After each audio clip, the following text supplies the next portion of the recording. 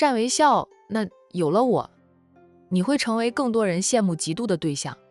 若若，我会一辈子都爱着你，宠着你，对你好的。他们占家的男人有一个共同的特点，就是专情宠妻，结了婚就成为宠妻狂魔，爱妻如命。当然，他们娶妻的要求也很高的，看似不在乎出身背景，偏偏娶的全都是有背景的，而且人品都是一顶一的好。占家的大门呀，并不好进，长辈们看似开明，却也把着关。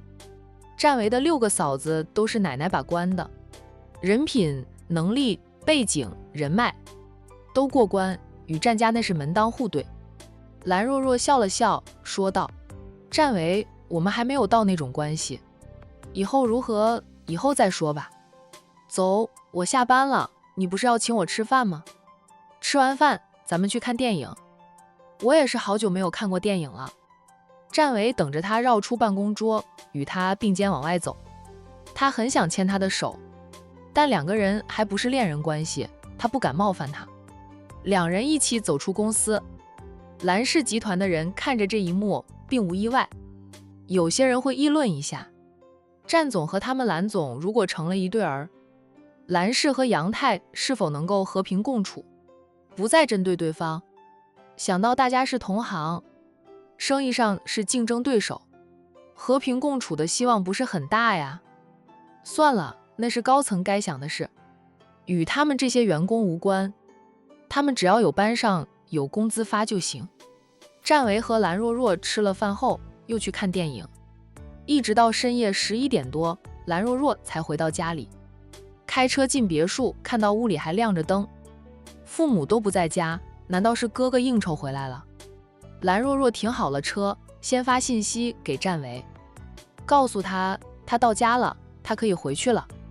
2个人是各自开车，不过占为还是开着车跟在他后面，一直送他回到别墅区门口。他让他不用送了，他都还停在别墅区门口，说等收到他到家的信息再走。明知道他也会点拳脚功夫，而且他家住的这处高级别墅区是整个羊城安全级别最高的，有好几重门禁，外人进不来的。他细心体贴，在乎他。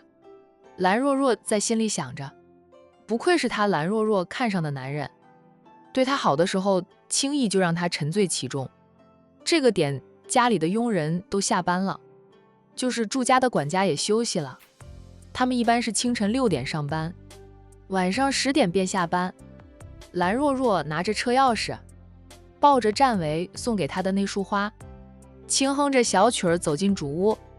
进屋就看到了爷爷坐在沙发上看电视，电视开着，但老爷子孟周公去了，歪靠在沙发上睡的那个一觉香呢。蓝若若放轻脚步走过去，先将车钥匙和花束放下，然后在爷爷的身边坐下。爷爷，蓝若若轻声叫喊，还轻推一下爷爷。爷爷困了就回房里休息，怎么在沙发上睡着了？被他推了推，老爷子悠悠醒转，眨了好几下眼睛，看清楚是孙女儿。他老人家才坐正身子，说道：若若回来了，几点了？11点多，爷爷犯困就要回房里休息，别在这里睡，空调还开得那么低，有点冷，爷爷没有盖被子。他拿起电视遥控器，关掉了电视。我爸妈什么时候回来？爷爷处于半退休的状态，很多时候是在家里，白天有佣人看着，他不用担心老人家佣人下班后，父母要是在家里，至少能看着爷爷。他们照顾不好爷爷的话，叔叔婶婶和姑姑们就要来抢人了。爷爷是个很幸福的老人家，他的儿孙都很孝顺，大家都抢着要接老人家去他们那里住。但是老爷子不想搬，他住在大儿子家里习惯了，主要是他一向疼爱长孙及长孙女，所以就一直跟着若若一家住，偶尔会去二叔和三叔他们那里住上2天。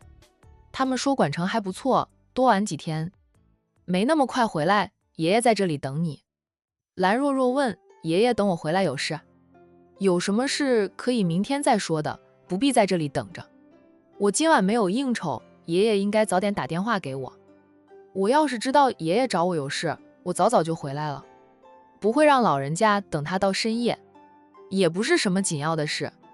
爷爷知道你和战维出去了，不想打扰你们俩独处。蓝若若脸上热热的，有点不好意思。爷爷都知道了，准是大哥跟你打小报告了。老爷子笑道，爷爷还挂着董事长的身份，你在公司里的一举一动，每天见了谁，爷爷只要想知道都能知道。他是处于半退休状态，但公司还被他掌控着，谁都还要给他这个董事长面子。他是信任孙儿女，一般是不会盯着他们做什么，也要放手让他们去闯，哪怕有时候会让公司吃亏。做生意本来就是有盈利的时候，也有亏本之时，平常心对待就行。若若，爷爷就是想问问你打算怎么做？战维有机会成为爷爷的孙女婿吗？爷爷是真的很欣赏那小子的，以前想撬他过来撬不动，能成为爷爷的孙女婿也不错呀，成了自家人，与我们蓝家也是好事。老爷子欣赏地道，撇开他是管城战家七少不谈，他本身就很优秀。你爸妈去了管城，就尽了解战家，越是了解战家，越想抓住战维这个女婿。你爸妈都打电话回来跟我说，叫你要抓住战维这个真正的优质男，说战家很好，是很多女孩子做梦都想嫁的婆家。蓝若若说道，爷爷，我是喜欢战维，他也喜欢我，但我们现在还不能在一起。不过爷爷也不用担心，我好不容易爱上一个人，再多的难题我也会解决的。我在努力，战维也在努力，大家有劲都往一处使，很快就会有结果的，放心吧。你这个孙女婿跑不掉了。老爷子放心了，他说道，有你这句话，爷爷也放心了。看到那花束，他笑，这是战维送给你的吗？他给你送礼物，你也要有点表示，礼尚往来吗？他什么都不缺，我不知道该送什么礼物给他，没有恋爱过，经验不足。老爷子轻点一下孙女的额头，说他不一定要送礼物呀，你可以让管家给你熬点补汤，你再给战维送过去。生活上的体贴及关心，比送任何礼物都要有用。蓝若若想了想后说道，改天我试试。爷爷，很晚了，我扶你回房休息。老爷子嗯了一声，蓝若若扶着爷爷回房，嘴里还在说，爷爷，以后这种小事你直接打电话就行了，不必等那么长时间。这哪是小事呀，这是你的人生大事。你和你哥都成家立室了，爷爷也就放心了。你的堂弟妹们比你们兄妹俩好管教，他们有些自己谈着恋爱，不用爷爷操那么多的心。就你兄妹俩硬骨头单身到现在，搞得你的堂弟妹们跟着不着急结婚。他有个孙子和女朋友都恋爱了5年，还没有考虑结婚。他提醒几句，那孙子说大哥大姐都还单着呢，他着急什么？让老爷子气闷，便拼尽全力催着2个硬骨头了。儿子儿媳妇又指望不上，他们只顾着过他们的退休生活，自己疼着长大的多操心点了。蓝若若嘻嘻的笑，要看缘分的吗？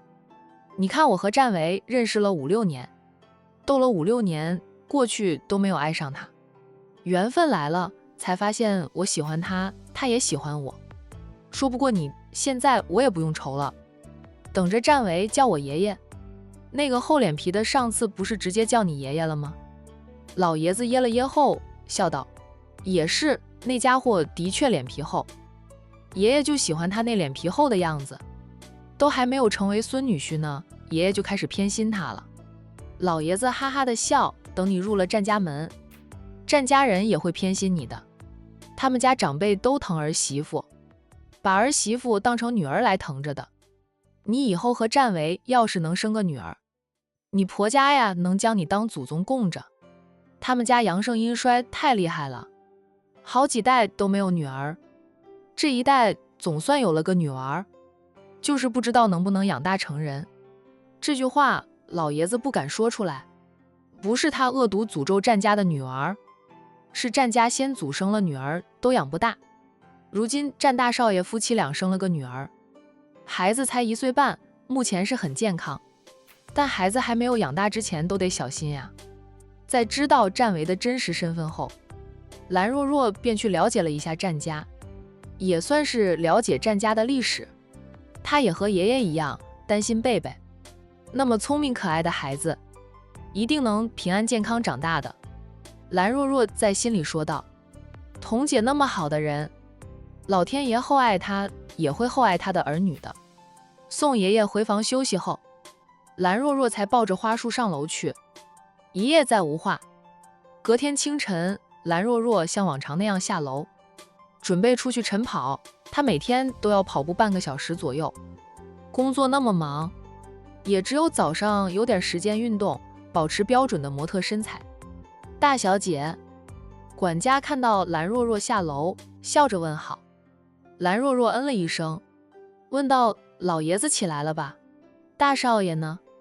老爷子在院子里练太极了，大少爷还没有起来，他凌晨才回来的。管家虽说晚上10点便下班，不过他住家几位主人什么时候回来，他都知道。若是主人需要用到他，打通内线电话到他的房间，他很乐意加班的，加班费特别高。管家，厨房里在做什么好吃的？我闻到了香味。管家笑道：老爷子大清早就叫我熬点补汤，说等会儿让大小姐给战总送过去。汤多吗？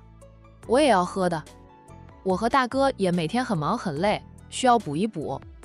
管家失笑的道：放心吧，少不了大少爷和大小姐的份。蓝若若这才满意的出去晨跑了。1个小时后，蓝若若拎着一个保温饭盒，不情不愿的上了车，随手将保温饭盒放在副驾驶座上。老爷子跟着出来，提醒他：你别弄洒了补汤，记得先给我孙女婿送过去，看他喝完了，你再回公司，保温饭盒记得清洗干净。爷爷，你都说了无数次了，我耳朵听得起了茧，还没有成为你的孙女婿呢，就偏心他了。我半路上就喝完汤，给他送个保温饭盒过去。臭丫头！老爷子轻斥他一句。蓝若若带着爷爷的偏心叮嘱出门了。按爷爷的要求，他直接去了阳泰。阳泰的人看到蓝氏集团的副总裁，大清早就杀过来，以为他们战总又抢了蓝氏的大生意。等战维出现在公司的时候，看到他的人都告诉他，蓝副总早早过来，在顶楼的贵宾室等着他了，还提着一只保温饭盒过来的。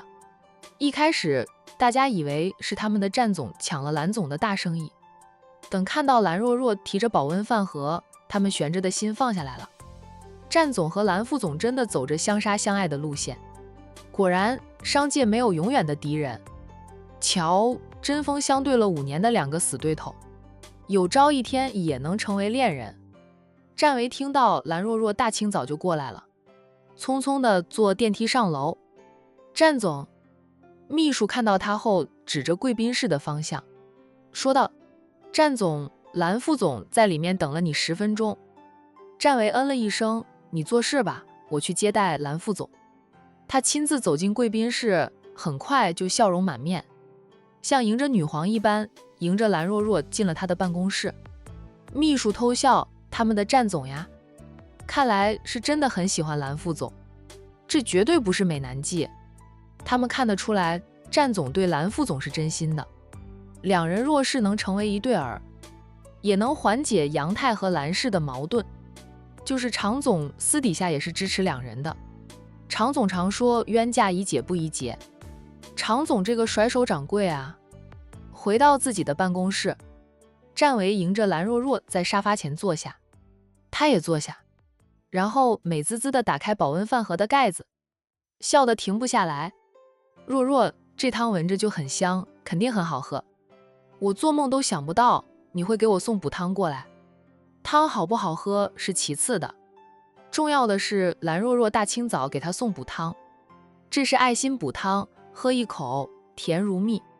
蓝若若老实的道：这汤是我爷爷让管家熬好，装好了，让我送过来给你补身子的，并非我的本意。